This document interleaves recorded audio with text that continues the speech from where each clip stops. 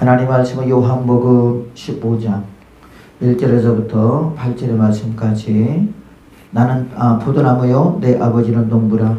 무릇 내게 붙어있어 열매를 맺지 아니하는 가지는 아버지께서 그것을 제거해 버리시고 무릇 열매를 맺는 가지는 더 열매를 맺게 하려 하여 그것을 깨끗하게 하시느니라. 너희는 내가 일러준 말로 이미 깨끗해졌으니 내 안에 거하라. 나도 너희 안에 거하리라. 가지가 포도나무에 붙어있지 아니하면 스스로 열매를 맺을 수 없음 같이 너희도 내 안에 있지 아니하면 그러하리라. 나는 포도나무요 너희는 가지라. 그가 내 안에 내가 그 안에 거하면 사람이 열매를 많이 맺나니 나를 떠나서는 너희가 아무것도 할 수 없음이라. 사람이 내 안에 거하지 아니하면 가지처럼 밖에 버려져 마르나니 사람들이 그것을 모아다가 불에 던져 사르느니라. 너희가 내 안에 거하고 내 말이 너희 안에 거하면 무엇이든지 원하는 대로 구하라. 그리하면 이루리라. 너희가 열매를 많이 맺으면 내 아버지께서 영광을 받으실 것이요 너희는 내 제자가 되리라. 아멘. 오늘 열매를 맺어야 할 이유와 종류에 관해서 말씀을 통해서 은혜를 나누고자 합니다. 저번 시간에 이어서 우리가 말씀을 통해서 은혜를 받으려고 합니다. 저번 시간에 내 안에 거하라고 말하고 있습니다. 내 안에 거하라고 하는 이유는 여러 가지 이유가 있겠죠. 그러나 오늘 본문의 말씀에 보면 무릇 내게 붙어있어 열매를 맺지 아니하는 가지는 아버지께서 그것을 제하여 버리고 무릇 열매를 많이 맺는 가지는 더 열매를 맺게 하려 하여 그것을 깨끗하게 하시느니라 그랬습니다. 결국 예수님께서 우리에게 예수님 안에 거하라는 이유는 뭐냐? 곧 많은 열매를 맺게 하기 위함이라는 것이죠. 우리가 저번 시간에 우리를 부르신 이유가 있다고 그랬습니다. 요한복음 15장 16절 보면 너희가 나를 택한 것이 아니요 내가 너희를 택하여 세웠나니 이는 너희로 가서 열매를 맺게 하고 또 너희 열매가 항상 있게 하여 내 이름으로 아버지께서 무엇을 구하든지 다 받게 하렴이라 그렇게 말하고 있어요. 자, 열매를 맺게 하고 그랬어요. 열매를 맺게 하고 그 다음에 또 너희 열매가 항상 있게 하여 그랬습니다. 우리 안에 열매가 항상 있게 하신다는 거죠. 아무래도 열매를 항상 있으면 우리에게 얼마나 좋겠습니까? 그러지 않겠습니까? 또한 로마서 1장 13절 보면 형제들아 내가 여러 번 너희에게 가고자 한 것을 너희가 모르기를 원하지 아니하노니 이는 너희 중에서도 다른 이방인 중에서와 같이 열매를 맺게 하려 함이로되 지금까지는 가지 못하고 막혔다 그렇게 말하고 있거든요. 예수님께서 우리에게 뜻하시는 것이 있습니다. 항상 기뻐하고 쉬지 말고 기도하고 범사에 감사하라. 이것이 곧 하나님의 뜻이라고 말하기도 하겠지만 예수님께서는 우리에게 원하시고 바라시는 것은 성령의 열매를 맺게 합니다. 그래서 우리가 열심히 성령의 열매를 맺어야 될 줄로 믿습니다. 우리가 열매를 맺어야 될 이유가 있습니다. 이유. 그 이유는 첫 번째로 우리를 살리신 예수님께 반드시 우리는 가기 때문에 그런 것입니다. 우리는 그걸 피할 길이 없어요. 로마서 7장 4절 보면 그러므로 내 형제들아 너희도 그리스도의 몸으로 말미암아 율법에 대하여 죽임을 당하였으니 이는 다른 이 곧 죽은 자 가운데서 살아나신 이에게 가서 그렇게 말하고 있어요. 우리를 살려주신 예수님 앞에 우리는 간다라는 거예요. 그 가는 것은 예수님이 종말할 때 오시면 우리가 한꺼번에 가겠지만 그렇지 않을 때는 그 전에는 한 명씩 우리는 가는 겁니다. 사고로 가든 아니면 질병으로 가든 자연사로 가든 주님 앞에 다 가게 되어 있다는 것입니다. 그럴 때 우리는 나의 모든 것들이 다 드러난다는 거죠. 제가 유권사님하고 전사님하고 내가 저 미국에 그 친구 되시는 김광석 목사님이 나한테 그걸 보내줘서 그 동영상을 보내줘서 내가 이제 보내줬는데 그 멕시코에 사는 그 선교사님이 그 사역을 하다가 큰 사고가 났다고 그랬잖아요. 그렇죠? 그래가지고 24일인가를 깨어나지 못하고 그냥 누워 있었다고 그랬잖아요. 그래서 사람들도 의사들도 다 죽었다고 그랬는데 하나님이 살려줬어요. 그 24일 동안에 있는 과정 속에서 어디를 갔다 왔느냐? 예수님을 만났다고 그랬잖아요. 그래서 예수님 만나서 이렇게 봤는데, 그분이 이제 예수를 만났는데, 예수님께서 과거의 자기의 모습을 다 보여주더라. 그런데, 자기는 자랑했대요. 예수님 앞에, 그냥 어릴 때부터 신앙 생활도 열심히 하고, 또한 열심히 기도도 하고, 그러면서 나름대로 열심히 했다고 했는데, 예수님께서 보여준 것은 진짜 부끄럽고 부끄러운 것밖에 없었다라는 거죠. 그 이유는 뭐냐? 예수님 앞에 예배드리는 것이 진짜 주님의 영광을 위하여 예배드리기보다는 남에게 보이게 하여 예배를 드렸고, 또한 기도할 때도 마찬가지였고, 그러면서 마치 바리새인들처럼 그렇게 예배를 드렸다. 또한 그렇게 신앙생활을 했다는 것을 참 부끄럽게 여기면서 하나님 앞에 얼마나 회개를 많이 했는지 모른다는 거죠. 저와 여러분도 마찬가지인 것 같아요. 여러분 보면 저도 마찬가지인 것 같아요. 그래서 진짜 어느 때는 진짜 기쁨과 감사함으로 하나님 앞에 예배드리는 경우가 있는가 하면, 어떤 경우는 어쩔 수 없이 예배를 드려야 되고, 또 어떤 때는 또 사람들에게 보이려고 예배를 드려야 되고 기도를 해야 되고 하는 그런 모습들이 내 스스로 내 자신을 속이면서 내 자신이 또 속으면서 우리가 신앙생활을 하는 경우들이 얼마나 많이 있는지 모른다는 거죠. 왜? 저도 그런 부분과 싸우고 있기 때문에 그러죠. 그래서 자기 자신을 봤을 때 하나님의 영광을 위하여 하는 것보다는 자기 자신을 위하여 한 것들이 너무너무 많더라는 거예요. 그래서 얼마나 부끄러운지 몰랐다. 그래서 하나님께서 하나님 앞에 얼마나 죄송하고 회개했는지 모른다고 거기서 그 간증에 여러분 있잖아요. 그렇죠. 언젠가 반드시 우리 주 앞에서 있게 됩니다. 그럴 때 우리는 마치 벌거벗은 것처럼 우리는 다 드러날 줄로 믿습니다. 우리가 알고 있었어요. 그런 것들을 이미 알고 있는데 우리가 그것을 인식하며 살아가지 못한다는 거죠. 적도도 그런 것 같아요. 그러면서 육신의 정욕에 빠져서, 육신의 안목에 빠져서, 이 세계 자랑에 빠져서 살아가는 우리의 모습들을 바라볼 때 참 얼마나 참 부족하고 얼마나 연약하고 얼마나 나약하며 또 얼마나 참 추한 삶을 살고 있음에도 불구하고 내가 추한지를 모르고 있다는 것이 문제라는 거죠. 그렇죠. 또 우리는 우리 스스로 자기 자신을 속이며 살아가는 것입니다. 또한 자기만 속입니까? 아니에요. 남도 속이잖아요. 마치 누구와처럼 바리새인들처럼 유대인처럼 그렇게 살아가잖아요. 그게 우리의 모습인 것 같아요. 참 그래서 안타까워요. 다른 사람들은 나를 모를지언정 주님은 나를 알잖아요. 그렇잖아요. 다른 사람들은 속일지언정 주님은 나를 알고 있잖아요. 그때 우리는 다 드러날 수밖에 없다라는 것입니다. 그래서 우리가 열매를 맺어야 될 이유는 우리가 주님 앞에 언젠가는 서게 된다. 그때 우리는 벌거벗은 것처럼 내가 다 드러나게 된다는 것입니다. 우리는 그때를 위해서 우리가 많은 열매를 맺어야 될 줄로 믿습니다. 또한 두 번째로 열매를 맺어야 될 이유는 요한복음 15장 8절 보면 너희가 열매를 많이 맺으면 내 아버지께서 영광을 받을 것이요 너희가 내 제자가 되리라. 열매를 많이 맺게 되면요 우리가 예수님의 제자가 된대요. 그래서 우리는 열매를 많이 맺어야 됩니다. 여기서 말하는 열매는 우리가 성령의 열매를 말하겠죠. 그렇지 않겠습니까?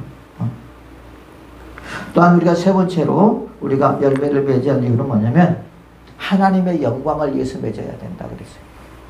로마서 7장 4절을 보니까 그러므로 내 형제들아 너희도 그리스도의 몸으로 말미암아 율법에 대하여 죽임을 당하였으니 이는 다른 이 곧 죽은 자 가운데서 살리신 이에게 가서 우리가 하나님을 위하여 열매를 맺게 하려 합니다. 하나님을 위하여.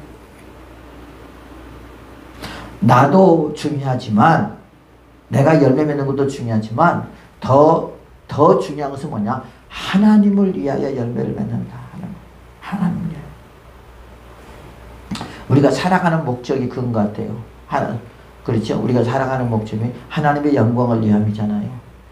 우리가 그런 것들을 다 잃어버리고 살아가는 것 같아요. 오직 자기의 영광을 위하여, 자기의 출세를 위하여, 자기의 성공을 위하여 살아가는 경우가 여러분 허다한 것 같아요. 보면 내 자신을 위해서. 왜 그러냐? 그 이유는 지금 우리가 개인주의예요. 그렇죠? 개인주의, 이기주의입니다. 항상 모든 것들을 내 중심으로 생각하지 하나님의 중심에서 생각하지 않는다는 거예요.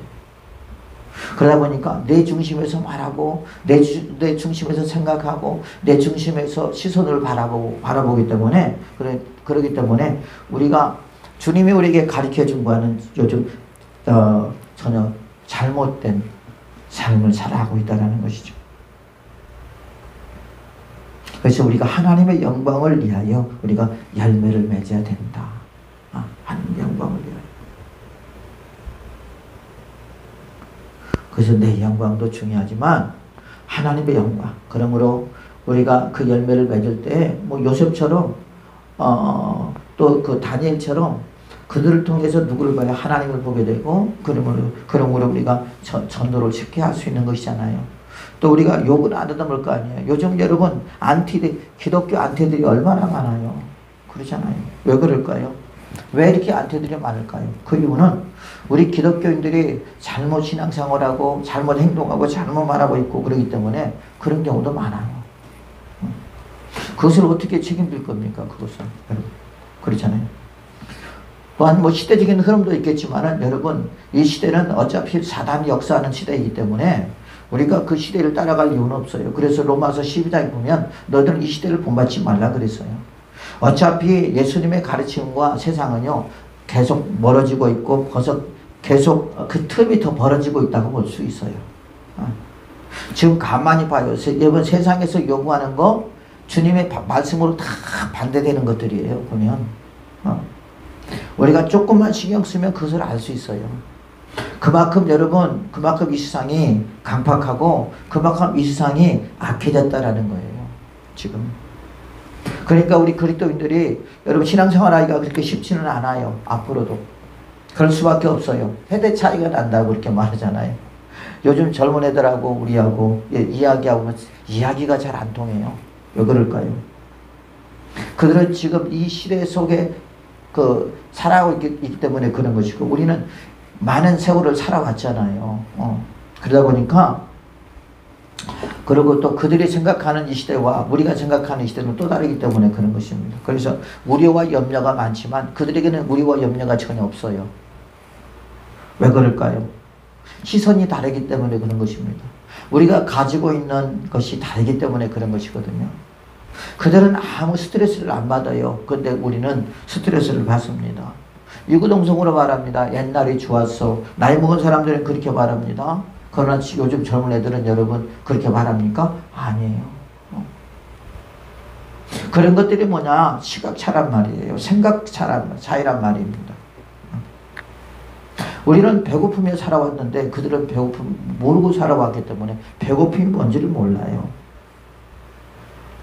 개인주의 이기주의는 여러분 자기중심으로 살아가기 때문에 내 인생은 내 것이야. 그러므로 내 마음대로 내가 할 수 있어. 그게 포스트 모더니즘이잖아요. 여러분. 그렇잖아요. 하나님은 그러나 그렇게 말하지 않아요. 하나님은 너는 내 거야. 그렇게 말하잖아요.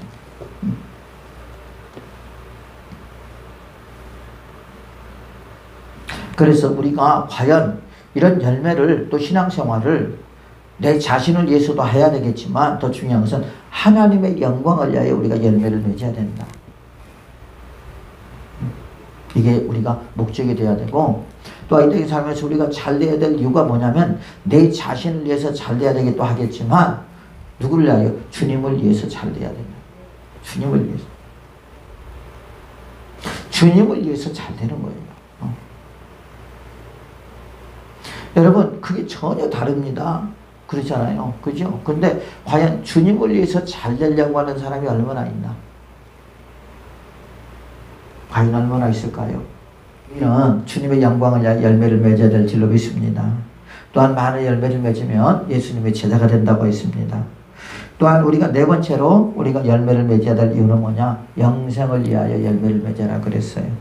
로마서 6장 21절은 그러나 이제는 너희가 죄로부터 해방되고 하나님께 종이 되어 거룩함에 이르는 열매를 맺었으니 그 마지막은 영생이라. 영생. 여러분 영생은 우리의 최고의 목적이잖아요. 그죠? 그렇잖아요. 그래서 우리는 영생을 얻기 위하여 우리는 열매를 맺어야 될 줄로 믿습니다. 또한 다섯 번째로 우리가 열매를 맺어야 될 이유는 뭐냐?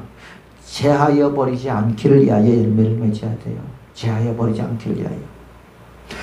요한복음 15장 2절 보니까 무릇 내게 붙어 있어 열매를 맺지 아니하는 가지는 아버지께서 그것을 제거해 버리시고 무릇 열매를 맺는 가지는 더 열매를 맺게 하려 하여 그것을 깨끗하게 하시느니라 그랬어요. 열매를 맺지 않는 가지는 아버지가 제한다 그랬어요. 아버지는 누구를 가리죠? 농부입니다. 예수는 하나님이십니다. 그렇죠? 우리가 예수님께 또 그렇게 말씀하시죠. 뭐라고 말씀하셔요? 주인이 포도나무를 하나 갖다 놨어요. 갖다 줬어. 그리고 종에게 심으라 했어요. 종이 심었습니다. 근데 그 포도나무가 열매를 맺지 않는 거예요. 주인이요, 이 포도나무가 열매를 맺지 않습니다. 아 그래? 왜 그러지? 그러면 한 해를 더 기다리자. 그러고 혹시 뭐 거름이 부족해서 그런가? 열심히 가꿨습니다. 그 다음 해가 됐습니다. 그 다음 해 있었는데 또 열매를 맺지 않아요. 주인이요, 또 이 포도나무가 열매를 맺지 않네요. 그러니까 아 그래? 왜 그런지 그 원인이 뭘까? 한 번 더 기다려보자. 그리고 3년을 기다립니다. 그리고 3년째 되었을 때 이제 기다렸는데 열매를 맺지 않잖아요. 그러니까 어떻게 했죠? 뽑아서 결국은 아궁이 속으로 들어간 것처럼 여러분 우리도 마찬가지입니다. 우리가 열매를 맺지 않으면 안 될 이유가 바로 여기에 있는 거예요. 주님이 그 아버지가 제하여 버린다 그랬습니다. 그러면 여러분이 열심히 열매를 맺는 신앙생활을 해야 될 줄로 믿습니다. 열매 그 종류에 관해서 우리가 말씀을 통해서 은혜를 나누려 합니다. 여러분 보니까 성경에서 열매의 종류에 대해서 찾아보니까요. 열매의 종류가 되게 많아요. 보니까. 여러분 열매는 모든 성장의 과정을 겪으면서 또한 역경을 딛고 모든 것을 시간이 또 흐르고 그 다음에 꽃이 피고 열매가 맺고 열매가 성장하고 그러면서 수확할 때 그 수확의 기쁨은 이루 말할 수 없겠죠. 그렇죠. 그래서 잠언서 25장 10절에 보면 그렇게 말하고 있습니다. 중선자자는 그를 보낸 이에게 마치 추수하는 날에 얼음 냉수 같아서 능히 그 주인의 마음을 시원하게 하시느니라. 결국 우리가 성령의 열매를 맺게 되면 또한 주님께서 원하시는 그 열매를 맺게 되면 주인의 마음이 시원한 것처럼 우리도 주님의 마음을 시원하게 해주실 줄로 믿습니다. 그래서 우리가 열매를 맺는 것은 쉬운 일이 아니에요. 왜? 열매를 맺다가 떨어지기도 하고, 그죠? 어느 것은 또 꽃은 피었는데 열매를 맺기를 맺는데 열매가 골아서 떨어지기도 하고, 회충에게 또한 뭐 잘려서 떨어지기도 하고 여러 가지가 있더라고요. 또 병들어서 떨어지기도 하고 여러분 그런 경우가 많이 있습니다. 그런데 감사한 것은 뭐냐면 우리 하나님께서는 늙지 못함이 없으시다는 하나님이라는 거.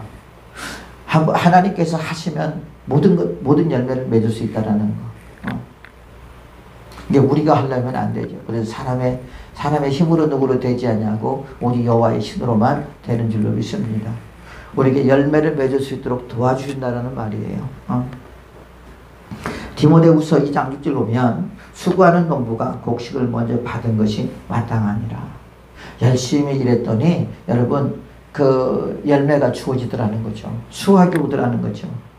그런 것처럼 우리에게도 역시 마찬가지입니다. 우리가 열심히 신앙생활하고 또 열매를 맺게 하여 열심히 기도하고 눈물을 흘리며 우리가 그 기도하며 나아갈 때 주님께서 그 열매를 맺을 수 있도록 허락할 줄로 믿습니다.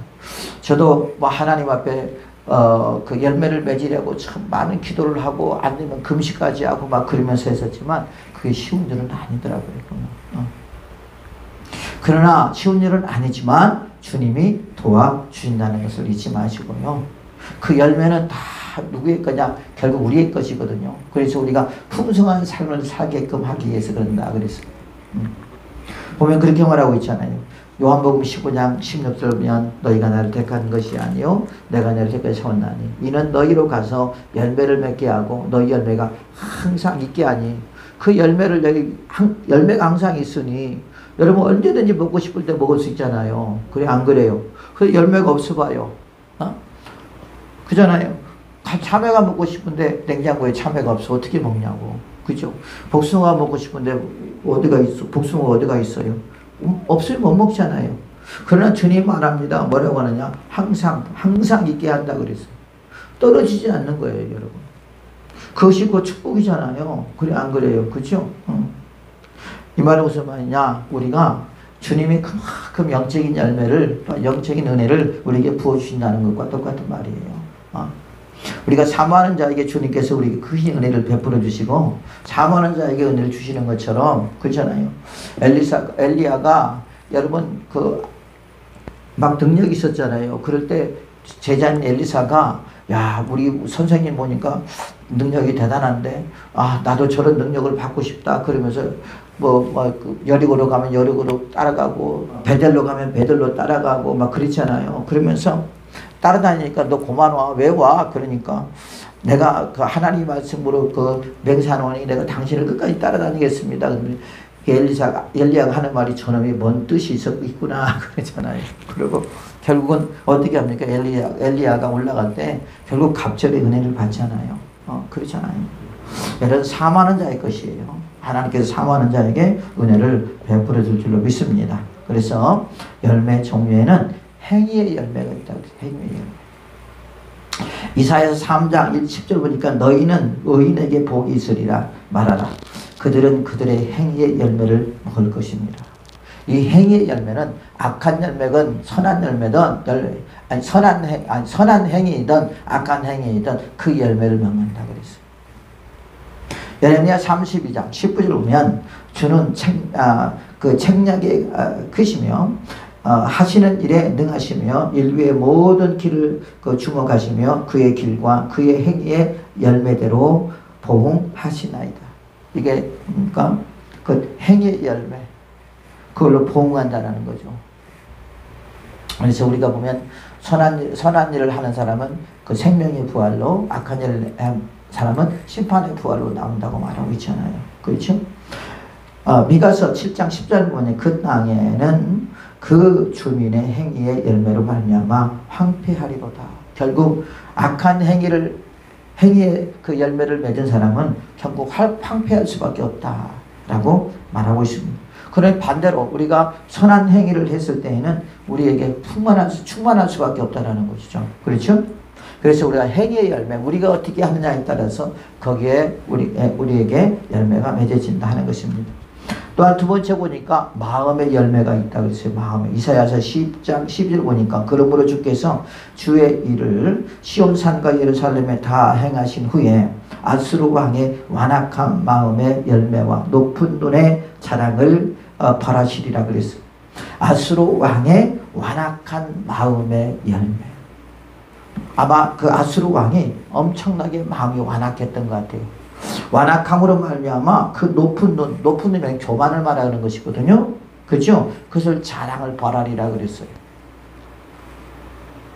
여러분 우리가 바로 왕도 엄청나게 강팍했잖아요. 그죠? 물론 그 이유는 강팍하게 한 이유는 하나님께서 그들에게 10가지 재앙을 내리고 또 하나님이 이런 분이라고 하는 것을 그들에게 보이기 함도 있었겠지만은 또한 그도 그만큼 마음을 강팍했던 것만은 사실입니다. 그래 안 그래요? 결국 어떻게 됐습니까? 결국 10가지 재앙이 다 내릴 때까지 이스라엘 백성들을 안 보내잖아요. 열 가지 재앙을 내리고 나서야 그때서 두 영으로 이제 그 이스라엘 백성들을 여러분 보내주잖아요. 그죠? 결국 또 어떻게 합니까? 그들이 마음이 강팍하니까 또 이스라엘 백성들을 따라가잖아요. 그러다가 애굽에서 다 수장되는 그런 결과를 초래하는 걸 봅니다. 우리가 그러더라고요, 여러분.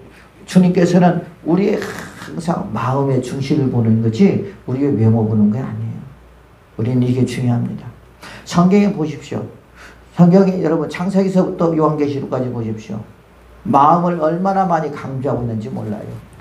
여러분 우리가 부패하고 우리가 타락한 것은 뭡니까? 우리의 마음이에요. 우리 육체가 아니에요. 우리의 마음이 하나님과 멀어졌고 우리의 마음이 죄악으로 가득 차고 우리의 마음이 더러워졌고 우리의 마음이 추해졌고 그렇기 때문에 그 이유는 뭐예요? 죄로 말미암아 그랬던 거란 말입니다. 그래서 하나님 아들 독생자 예수를 통해서 우리의 마음을 정화시키고 그리고 다시 회복하려고 하는 하나님의 계획이 있었던 것입니다. 그래서 우리는 여러분 우리의 외모를 중요시하는 것이 아니라 우리의 마음을 계속 정화시켜야 돼요. 그리스도의 보혈의 피로 우리는 계속 씻어내야 되고 또한 내 속에는 더럽고 추한 것들을 다 우리는 깨끗하게 씻고 또 육신의 정욕과 안목의 정욕과 이색의 자랑 우리 속에다 더럽고 추한 이런 음란한 거 또 아버지 그 시기 질투 미움 그 다음에 또 뭐 우상 숭배 이런 것들을 우리는 다 예수의 보혈로 다 깨끗하게 씻겨버려야 돼요. 그래서 우리가 우리 마음을 깨끗하게 해야 돼요. 그래서 우리의 마음을 주님 보시기에 아름답게 우리의 마음을 청결하게 만들어요. 그래야 될 줄로 믿습니다. 그래서 마음의 열매가 있대요. 그래서 우리 마음이 어떤 마음이냐에 따라서 우리가 선한 마음이 있고 악한 마음도 있겠죠. 그러지 않겠습니까? 그 결과에 따라서 우리가 심판이 주어지고 또한 칭찬이 지을 수 있다는 것을 우리 잊지 말아야 돼요. 그래서 우리는 여러분 우리의 마음을 항상 우리는 어떻게 정제를 해야 돼요.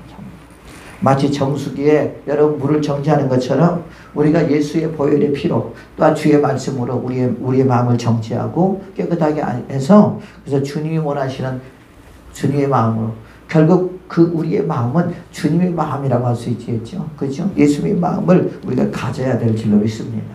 그러기 위하여 우리는 무단히 열심히 우리는 기도해야 될 줄로 믿습니다. 또한 세 번째로 우리가 열매의 종류를 보니까 공의의 열매가 있다. 공의의 열매. 이사야서 30장 10절 보니까 공의의 열매는 화평이요. 또한 공의의 결과는 영원한 평안과 안전이라고 있습니다. 공의의 열매, 결국 공의의 열매를 맺는 사람은 화평하대요. 화평. 또한 공의의 결과는 뭐냐? 영원한 평안이래요. 영원한 평안. 얼마나 좋아요. 그래 안 그래요? 그렇잖아요. 우리에게 여러분 화평이 얼마나 좋습니까? 그렇죠? 누가? 예수님이 이 땅에 하나님과 우리 관계를 화평하게 하시려고 이 땅에 오셨잖아요. 그렇죠? 십자가에서 우리가 화평을 이루신 줄로 믿습니다. 또한 그분으로 말미암아 우리가 영원한 평안을 얻게 된 줄로 믿습니다. 또 아모스 6장 11을 보면 말들이 어찌 바위 위에서 달리겠으며 소가 어찌 거기서 밭갈겠느냐. 그런데 너희는 정의를 그 쓸개로 바꾸어 공의의 열매를 쓴 쑥으로 바꾸었다. 그렇게 말하고 있어요. 사람이 여러분 그 공의로 살아가야 되는데 공의로 살아가는 것이 아니라 그것을 마치 쑥처럼 쑥이 얼마나 씁니까? 그래 안 그래? 그렇죠. 그렇게 했다라는 거죠. 또한 네 번째로 보니까 여러분 우리가 진짜 우리에게 많이 뭐라고 죄를 많이 진다고 할까요? 하는 게 있습니다. 그게 뭔지 알아요? 입술의 열매예요. 입술의 열매. 이사야서 57장 19절 보면 입술의 열매를 강조하는 자 여호와가 말하노라 먼데 있는 자들에게든지 가까운 데 있는 자들에게든지 평강이 있을지어다. 평강이 있을지어다. 내가 그를 고치리라 하셨느니라. 호세아서 14장 2절 보니까 너는 말씀을 가지고 여호와께로 돌아와서 아래기를 모든 보리를 제거하고 선한 바를 받으소서. 우리가 수송아지를 대신하여 입술의 열매를 주께 드리리이다. 여러분 주님께서는 우리에게 수송아지를 드리기보다는 우리의 입술의 열매를 드리는 걸 더 기뻐하신다는 거죠. 그 입술의 열매가 뭐죠? 찬송의 열매요. 감사의 열매요. 아버지 앞에 영광을 돌리는 열매입니다. 여러분, 예수님께서 그 10명의 문둥병자를 고치시죠. 그죠? 너희들 몸을 제사장에 가서 보이라 했잖아요. 그들이 가다가 나섰다고 했습니다. 그리고 예수님 앞에 온 사람은 한 사람밖에 없어요. 그건 누구냐? 이방인입니다. 그러면서 그건 하나님 앞에 영광을 돌렸다라 그랬어요. 그렇죠? 헤로드 왕이 하나님 앞에 영광을 돌리지 못하고 충이 먹어서 죽었다고 했습니다. 여러분, 하나님의 영광을 우리가 얼마나 가르치는지 몰라요. 모든 것들이 다 여러분 하나님의 영광을 모든 것들이 하나님이 아니면 아무것도 할 수 없는 거예요. 그렇기 때문에 우리가 보면 하나님 앞에 다 영광을 돌려야 되는데 그 모든 영광을 우리가 다 가르치고 있다는 거죠. 저부터 그런 것 같아요. 마치 지가 잘난 것처럼, 지가 똑똑한 것처럼, 자신이 지혜로운 것처럼, 자신이 능력 있는 것처럼, 여러분 우리가 그러면서 우리 자신들을 과대표장하며 살아가는 경우가 얼마나 많이 있는지 몰라요. 그러다 보니까 하나님께 영광을 돌리지 못하고 하나님을 바라보지 못하는 거예요. 그러면서 그냥 내가 이런 사람이라고 여러분 우리가 우리 자신을 높일 때가 얼마나 많이 있지 않겠습니까? 내가 높아지면요 주님이 보이지 않습니다. 그러나 내가 낮아지면 주님이 보이고요. 내가 높아지면 내가 있다고 그러고요. 내가 낮아지면 주님이 있다고 그런 것입니다. 주님은 오늘도 찬송의 열매를 맺기를 원하고 또한 주님께서는 우리에게 기도의 열매를 맺기를 원하고 감사의 열매를 맺기를 원하는 것입니다.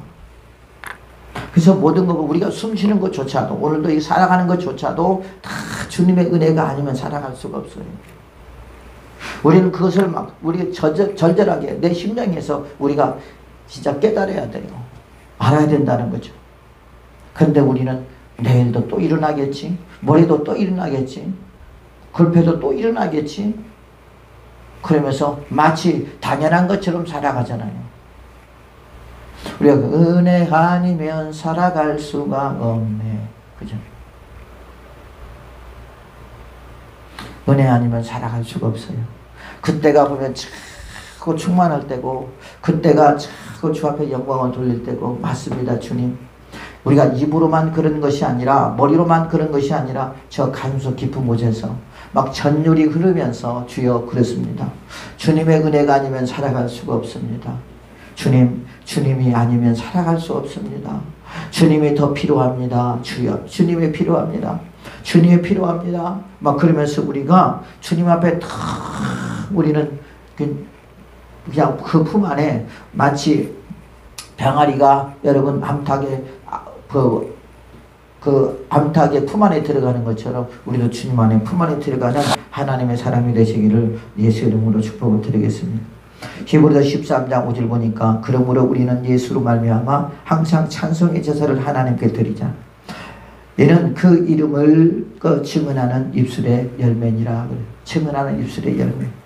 우리가 그러잖아요, 여러분. 우리가 입에서 마음에서 들은 대로 나온다고 그랬잖아요. 그래서 뒤로 나오는 것보다 앞으로 나오는 것이 더 더럽다고 그랬잖아요. 여러분, 우리가 안에서 들어있지 않는데 안 나온다는 것은 또 거짓말이고요. 보면 그러더라고. 나도 보면 그래요, 여러분. 나오는 것이 얼마나 부정적이고 얼마나 여러분 진짜 주님이 보시기에 참 한심한 말들을 얼마나 많이 하는지 몰라요. 그래서 우리는 차라리 말을 안 하면 범죄라도 안 하죠. 또 믿음도 없으면서 그냥 그러니까 보면 말을 하는 것들이 다 보면 그 사람의 믿음을 알 수 있고 그 사람의 영적 상태를 알 수 있어요. 보면 그러더라고요. 그래서 우리는 입을 진짜 조심해야 돼요. 그래서 우리가 긍정적인 말, 은혜로운 말을 우리가 해야 될 줄로 믿습니다. 그래서 입술의 열매를 하나님 앞에 드리는 은혜가 있기를 예수님의 이름으로 축복을 드리겠습니다. 또한 다섯 번째로 우리가 열매의 종류를 보니까요. 거짓 열매가 있대요. 거짓 열매. 호세아서 10장 13절 보니까 너희는 악을 밭가라 죄를 거두고 거짓 열매를 먹었나니 이는 내가 내 길로 내 용사의 많음을 을에 하였음이니라. 자기 스스로 자기가 거짓에 속는 거예요. 그래서 호세아서 10장 14절 보니까 거짓 열매가 있다 그랬습니다. 또한 여섯 번째로 그 영생의 열매가 있다 그랬어요. 영생의 열매. 요한복음 4장 36절 보니까 거두는 자가 이미 싹도 받고 영생에 이르는 열매를 모으나니 이는 뿌리가는 자와 거두는 자가 함께 즐거워하게 하려 함이라. 그래서 영생에 이르는 열매. 일곱 번째 보니까 모든 열매가 사망의 열매가 있대요. 사망의 열매. 로마서 6장 21절 보니까 너희가 그때 무슨 열매를 맺었느냐 이제는 너희가 그 일을 부끄러워하나니 이는 그 마지막이 사망입니다. 결국 너희들이 행한 모든 것들은 사망의 열매라. 로마서 7장 15절 보니까 우리가 육신에 있을 때에는 율법으로 말미암은 죄의 정욕이 우리 지체 중에 역사하여 우리로 사망을 위하여 열매를 맺게 하였다 그랬어요. 요즘 많은 사람들이 여러분 사망의 열매를 맺잖아요. 무슨 예수 그리스도를 믿지 않는 모든 사람들은 사망의 열매를 맺고 결국 그 길을 지금 걸어가고 있잖아요. 근데 그들은 몰라요. 그것이 사망의 열매인지를 모르고 심판의 열매인지를 모르고 그러잖아요. 그러나 우리는 감사한 것은 그거 알 수 있다는 것이 감사한데 알면서도 그렇게 산다는 것이 또 그게 우매한 자란 말이에요. 우리에게는. 그래 안 그래요? 그죠? 뭐 저나 여러분들이나 마찬가지인 것 같은데. 또 여덟 번째 보니까 의의 열매가 있대요. 고린도후서 9장 10절 보니까 심는 자에게는 씨와 먹을 양식을 주시는 이가 너희 심을 것을 주사 풍성하게 하시고 너희 의의 열매를 더하게 하시나니 그랬어요. 빌립보서 1장 11절 보니까 예수 그리스도로 말미암아 의의 열매가 가득하여 하나님의 영광과 찬송이 되기를 원하노라 그렇게 말하고 있고요. 야고보서 3장 18절 화평하게 하는 자들은 화평으로 심어 의의 열매를 거두느니라 그렇게 말하고 있습니다. 그래서 의의 열매가 있다고 합니다. 또한 아홉 번째로 보니까 성령의 열매가 있대요. 성령의 열매. 우리 성령의 열매는 너무 잘 알잖아요. 그죠? 9가지 열매를 말하고 있습니다. 우리는 이것을 맺어야 돼요. 그래야지만 예수님의 제자가 되고 그리고 또 예수님의 기뻐할 줄로 믿습니다. 뭐 다른 열매도 맺어야 되겠지만 특히 이 열매를 우리가 맺어야 될 이유는 바로 그것이죠. 그리고 우리가 이 열매를 맺을 때 누구와 우리가 닮을 꼴이 되느냐? 예수님과 닮을 꼴이 되는 거예요. 예수님은 포도나무에 우리는 가지라고 있고 그 가지에서 포도 열매가 맺는 것처럼 결국 우리는 포도의 열매가 된다는 거죠. 포도나무에서 무화과를 열매를 맺을 수가 없고 엉겅퀴에서 여러분 포도 열매를 맺을 수가 없는 것처럼 우리가 예수님 포도나무이기 때문에 우리가 포도 열매를 맺게 될 줄로 믿습니다. 또한 빛의 열매가 있대요. 여러분 보니까 에베소 5장 9절 보니까 빛의 열매는 모든 착함과 의로움과 진실함에 있느니라 그랬어요. 11번째 평강의 열매. 히브리서 12장 11절 무릇 징계가 당시에는 즐거워 보이지 않고 슬퍼 보이나 후에 그런 말미암아 연단을 받은 자들은 의와 평강의 열매를 맺느니라. 평강의 열매를 맺는다. 12번째 보니까 선한 열매가 있대요. 야고보서 3장 10절 보니까 오직 위로부터 난 지혜는 첫째 성결하고 다음에 화평하고 관용하고 양순하며 공일과 선한 열매가 가득하고 편견과 거짓이 없나니 그랬습니다. 그래서 선한 열매가 있다고 합니다. 또한 13번째로 귀한 열매가 있대요. 귀한 열매. 야고보서 5장 7절 보니까 그러므로 형제들아 주께서 강림하시기까지 길이 참으라. 보라 농부가 땅에서 나는 귀한 열매를 바라고 길이 참아 이른 비와 늦은 비를 기다리느니라. 여러분 우리는 지금 귀한 열매예요. 저와 여러분들은 이제 결과를 봐야 되겠지만 지금 주님은 우리 보고 귀한 열매래요. 귀한 열매가 아닌가 보죠. 표정들이 다 그래. 어떻게 14번째로 생명나무의 열매가 있대요. 생명나무. 계시록 2장 7절 보니까 기 있는 자는 성령이 교회들에게 하시는 말씀을 들을지어다. 이기는 자에게는 내가 하나님의 낙원에 있는 생명나무의 열매를 주어 먹게 하리라 그랬습니다. 생명나무의 열매는 뭐 주님으로부터 받은 주는 열매를 말하겠죠. 주님의 은혜를 말하지 않겠습니까? 15번째로 보니까 설익은 열매가 있대요. 설익은 열매. 우리가 설익은 열매인 것 같아요. 아직. 그죠? 우리가 주 앞에 가는 날 다 익은 열매가 될 줄로 믿습니다. 계시록 6장 13절 보니까 하늘의 별들이 무화과 나무가 태풍에 흔들려 설익은 열매가 떨어지는 것 같이 땅에 떨어져서 그렇습니다. 여러분 참 안타까운 것이죠. 보면 우리가 지금도 설익은 열매들이 지금 주님의 저 천국을 향해서 가는 사람도 많이 있지만 가다가 예수님을 안 믿고 떨어져 버리고 여러분 그런 경우가 많이 있고 지금 예수님을 믿음에도 불구하고 주님과 분리된 사람도 있고 그렇잖아요. 주님의 뜻대로 믿는 것보다는 자기의 뜻대로 믿는 경우도 많이 있고 나는 예수님께 붙어있는다고 해서 붙어있다고 생각하는데 붙어있지 못하는 경우도 또 많이 있잖아요. 결국 설익는다는 거죠. 여러분 설익은 먹을 수도 없잖아요. 그냥 다 버려야 되는 것처럼 참 안타까운 경우가 요즘 참 많이 있습니다. 보면 참 그런 것들을 보면서 참 안타깝다 진짜 그런 생각이 들어요. 마지막으로 16번째 익은 열매가 있대요. 익은 열매. 계시록 14장 잘 보니까 이 사람들은 여자와 더불어 더럽히지 아니하고 순결한 자라. 어린 양이 어디로 인도하든지 따라가는 자며 사람 가운데서 속량함을 받아 처음 익은 열매로 하나님과 어린 양에게 속한 자들이니라. 그래서 익은 열매. 여러분 익은 열매가 되면 얼마나 좋겠어요. 그죠? 익은 열매는 사람들에게도 유익이 되잖아요. 영양분도 제공이 되고 또한 우리가 익은 열매는 얼마나 주님이 기뻐하시겠어요. 주님은 그런 사람을 쓰지 않겠어요. 그러잖아요. 큰 집에는 그 귀하게 쓰는 것도 있고 천하게 쓰는 그릇도 있다 그랬습니다. 그래서 귀하게 쓰는 것은 그 하나님이 원하시는 그것에서부터 깨끗하게 됐을 때 귀하게 쓰임을 받는다 그랬거든요. 여러분 그러고 이제 열매가 있게 되면 어떻게 되느냐? 마가복음 4장 29절 마가복음 4장 29절이 그렇게 말하고 있습니다. 열매가 익으면 곧 낫을 대나니 이는 추수 때가 이르렀습니다. 열매가 익으면 뭐가 된다고요? 낫을 대요. 어디 보면 주님께서 우리가 지금 익기까지 기다리고 있는지도 몰라요. 우리 권사님이 그러시더라고. 우리 권사님 그냥 목사님 나 지금 가면 안 돼요. 왜?